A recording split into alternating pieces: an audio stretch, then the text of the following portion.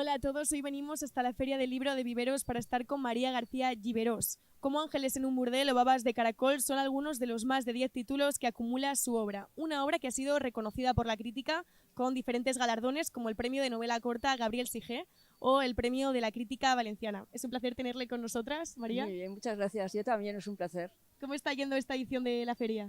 Pues está yendo bastante bien. Bueno, esta mañana me ha ido muy bien. Hoy, 1 de mayo, la afluencia es enorme y además aquí a la feria esta la gente viene a comprar libros. O sea que eso es muy de agradecer, ¿no? Y estuve también el otro día y tampoco me fue mal, ¿no? Ahora veremos. De todas formas, mi novela este año no es una novedad de este año, o sea que la saqué ya el año pasado y entonces pues no es lo mismo que que el primer año, ¿no? Pero la verdad es que estoy contenta. Estoy firmando bastante. Qué bien, nos alegramos. Vamos a comenzar hablando de sus estudios. María García Giverós es licenciada en Ciencias Económicas y en Ciencias Políticas y Sociología. ¿En qué momento decide dar ese vuelco a su vida profesional y dedicarse a la literatura? Bueno, yo no, en realidad la literatura para mí ha sido y quiero que siga siendo un hobby. Lo que pasa es que cada vez te profesionalizas más, ¿no? De hecho, yo he sido funcionaria del Ayuntamiento de Valencia y he trabajado como economista pues hasta hace 2 años en que me he jubilado, ¿no? Y el vuelco a la literatura, yo creo que cualquier escritor antes tiene que ser un gran lector.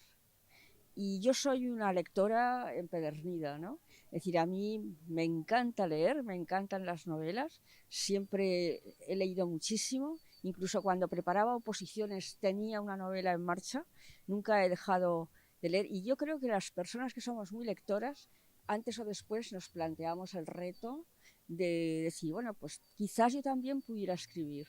Quizás con mis novelas haya lectores que también disfruten tanto como yo. Y bueno, pues escribí una novela corta, que era La encuestadora, que estaba basada en unos hechos reales, una experiencia que me ocurrió a mí, ¿no? Y bueno, sorprendentemente gané el premio Gabriel Sigé de novela corta y eso me animó pues realmente muchísimo, ¿no? Igual que posteriormente el premio más importante que he ganado es el Ateneo de Sevilla, de novela como Ángeles en un burdel, ¿no? Y bueno, eso te anima una barbaridad, igual que hablar con los lectores aquí en la Feria del Libro, ¿no? Me encanta. Y bueno, hay algunos que te siguen y que están esperando tu nueva novela, ¿no? Eso es muy bonito, está muy bien, ¿no? Pero no, yo simultaneaba mi carrera como economista y la literatura, o sea que ha sido siempre, ahora que estoy jubilada, pues puedo dedicarle más tiempo, ¿no?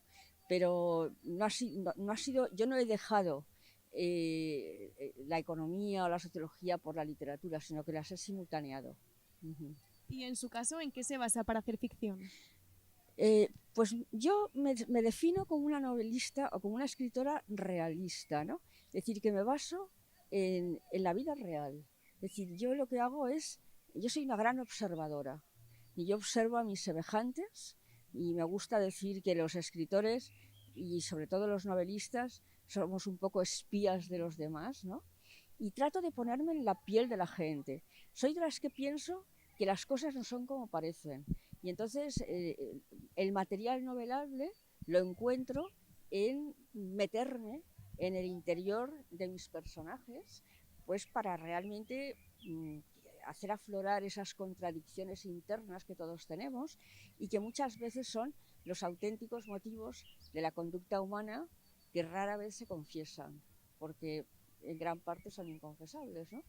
Y bueno, pues eso yo, o sea, me inspiro, pues eso, en las cosas que pasan en el mundo que me rodean y hay temas un poco obsesivos, ¿no? Pues la familia, las relaciones humanas, sobre todo en la distancia corta, ¿no? Me gusta y tal, el trasfondo político que está condicionando todas nuestras vidas, nuestras circunstancias, ¿no? Y, y luego pues es cualquier detalle, una conversación, algo que observo, ¿no? Puede dar lugar a una idea y luego ya es trabajar esa idea. A lo mejor una frase eh, pues que oí casualmente ha dado lugar a una novela, ¿no? Es decir, esa frase pensado, ostras, esto puede ser interesante, ¿no? Le empiezas a dar vueltas y tal y vas sacando un argumento en el que todo el resto es fantasía, ¿no? Pero que ha tenido su origen en algo que has escuchado.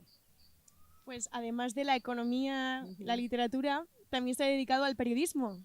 Sí, bueno, me dediqué al periodismo, pero un poco de refilón, porque yo fui directora general de medios de comunicación social en la Generalitat, cuando el presidente era Joan Lerma, y bueno, realmente mi dirección general no es que contribuyera, es que fue la impulsora de Canal Nou. Es decir, que en mi dirección general se hizo la ley de creación de la Radio-Televisión Valenciana, se buscaron los terrenos, se hizo los concursos para el edificio, el equipamiento electrónico, un montón de cosas, ¿no?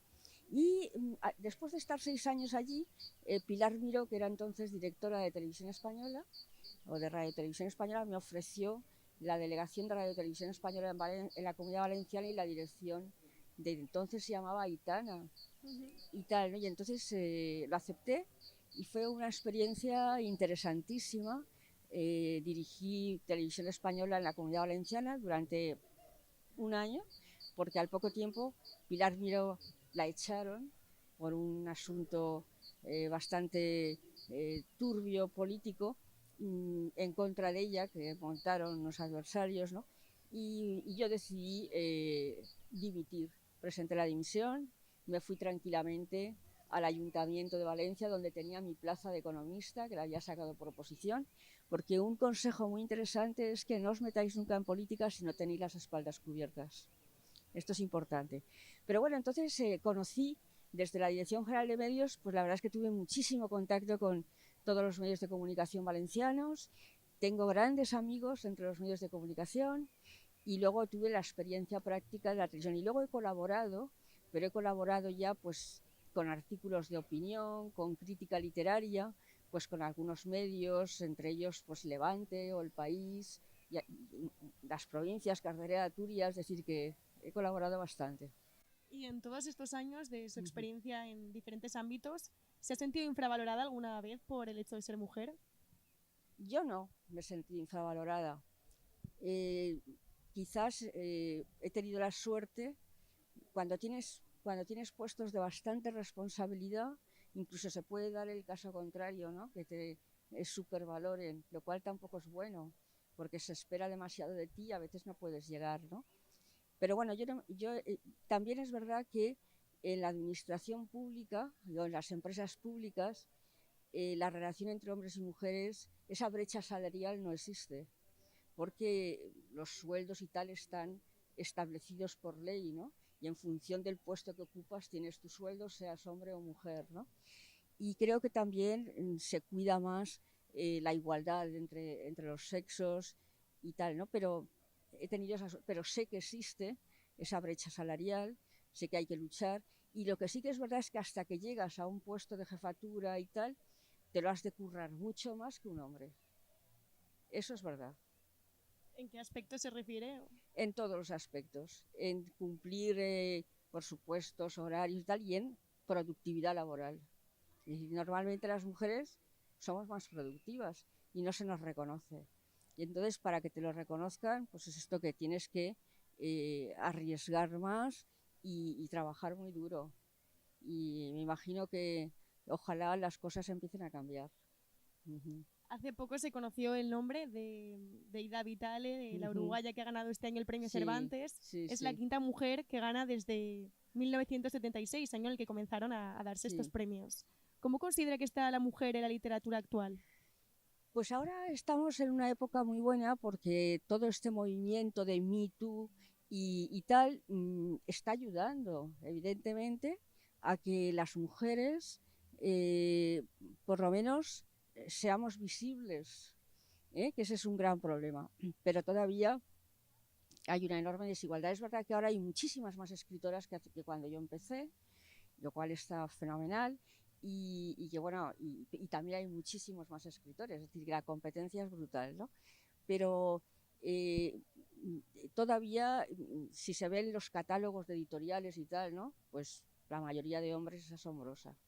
Vamos llegando al final de la entrevista. Vamos a hablar de su último libro publicado en 2017, La función perdida. ¿Podría desvelarnos algo de la trama?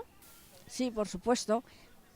Es una novela que el protagonista es un hombre ya mayor, que empieza su relato, porque habla en primera persona, cuando se jubila.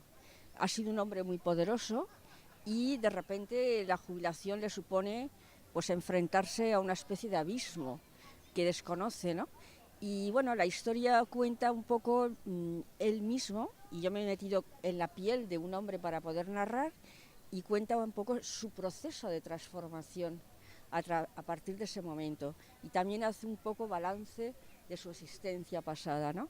Una novela muy interesante porque el protagonista es él y un amigo, que son amigos de toda la vida, que forman una especie de pareja un tanto quijotesca o cervantina, ¿no? Y les ocurren cosas bastante hilarantes. Es una novela que trata temas muy serios que afectan a la gente, a todos nos afectan, pero con un enorme sentido del humor. Tanto es así que el lector de vez en cuando suelta una carcajada porque realmente es divertida.